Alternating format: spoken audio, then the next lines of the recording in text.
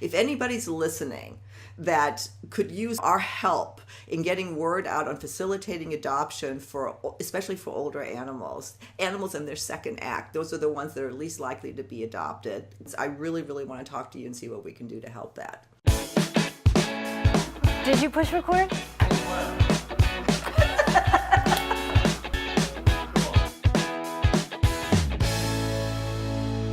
Thanks so much for tuning in again to Our Second Act with Paige and Silka. For your second act of life. Hi, Silka. Hi, Paige. Today we have a different topic that we haven't discussed yet, something that's, really close to both of us, of our lives, and that is our love for animals. And, some conversations we had, of course, off camera is that it's interesting how animals show up in our lives, what they do for us, especially at this point in our life. Talk to me about that. Oh, there's so much to say, believe it or not, about that. But I think we're seeing at this time in society that animals are being used so much more as healing dogs, tracking dogs, caregiving dogs, or cats. Or I've seen chickens, I've seen horses, all different kinds of things. But thinking about 50 and older, as we get older, a lot of us have had pets all through our lives growing up and then into our, midlife. And with pets comes joy, connection, partnership, emotional connection, and loss as well. So, it's a roller coaster. And it drives me crazy when someone says, are you the pet's owner?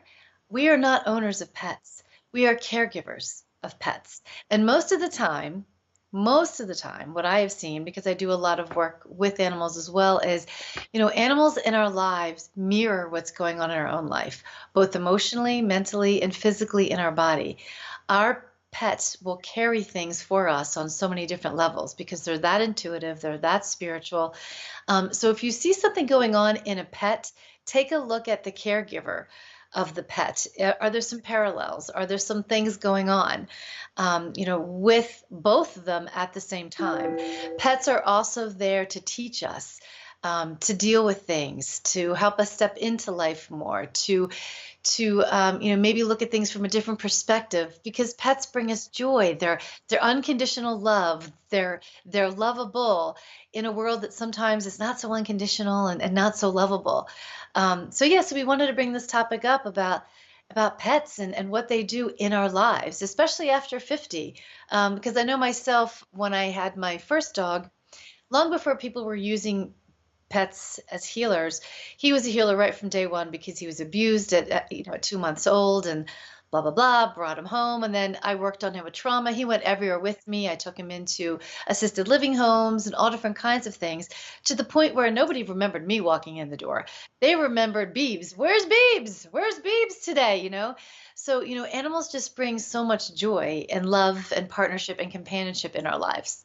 Well, and what you brought up a really good point is that they can fill a huge gap as well. The ability, the unconditional love that, especially dogs have, to a fault, as we know. So if we're talking to viewers who maybe are going through a tough time in their life, or have experienced some other sort of loss or whatever, caring for an animal may restore certain, some purpose and joy of life. Yeah, absolutely. And we're not just talking about dogs and cats. Any kind of animal out there that you are pulled to, that has some kind of healing for you and joy for you. And also, what's very interesting, as humans, we think, oh, we chose that animal, we chose this. Not really. What really happens, what I see, is the animals choose us. Sometimes they're a lot more further along spiritually than we are. They're helping us get to a higher place. They're helping us live in this world that can be very challenging. And you also said something very I think important as well, is, animals can teach us unconditional love and the joy. And then what happens when the animal gets ready to transition or die? That can be a really challenging time, because we've put all of our eggs in this basket of this unconditional love from this animal.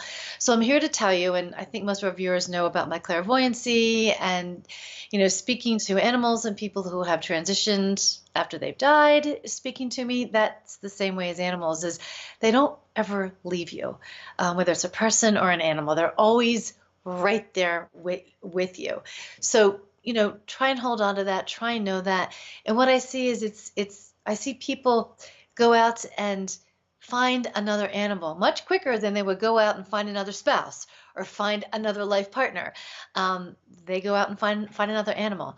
So just wanted to bring that up, that there's some wonderful things about animals, but then there's this piece of, oh my gosh, when they're getting ready to leave our lives, it's the most heartbreaking thing. Well, and on a previous segment, we talked about that, we don't want to get involved in another relationship because of fear of getting hurt. And a lot of people like that, after they go through the loss of an animal, I'm never going to get another dog or another cat. I don't ever want to go through this again. I can certainly understand it. I've had to put 9 different dogs down and 4 cats, all at old age. No, none of them went on their own, which I really think they were teaching me something. They taught me about death and transition and watching the process of dying. I mean, I don't want to take it down, this sad, but I really believe that. And it helped me deal with my parents' death and, everything you talked about. It's a blessing what they brought into my life. When you said, that maybe sometimes someone doesn't want to get another pet, what I found is, yes, they say that right away, but then they see an animal or they go to the pet store, something comes up, and that instant love for an animal is so much more, I guess, overpowering and just bigger than sometimes someone wanting to get back into a relationship. So it's a lot easier for someone to bring home another animal because it's sheer joy and sheer unconditional love from day one. Yeah, exactly. Than sometimes going out and dating again. Exactly. And there are so many dogs and cats especially that need to be adopted. Obviously those are the most domesticated and easiest ones to bring into your home, that I would encourage anybody to adopt first. Matter of fact, as we tried a while back to start an adoption program that is strictly fostered or help facilitate adoption for older dogs. If anybody's listening that could use your and mine, our help in getting word out on facilitating adoption especially for older animals in their second act. Those are the ones that are least likely to be adopted. Contact us. Leave us a message, in our private messenger us, or leave us in the comments. I really, really want to talk to you and see what we can do to help that.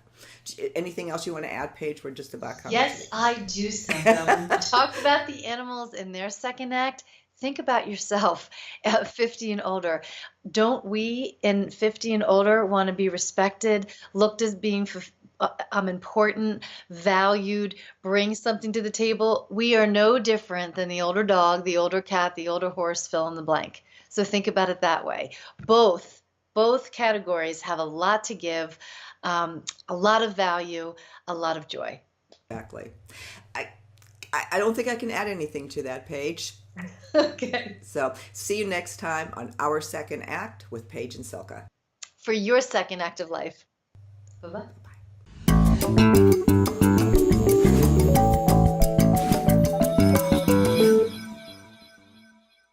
Thanks so much for watching. If you haven't had a chance to do so yet, please be sure to subscribe to our channel. Our button's right over here.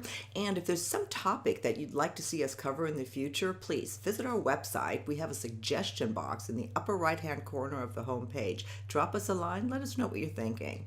Thanks. See you next time.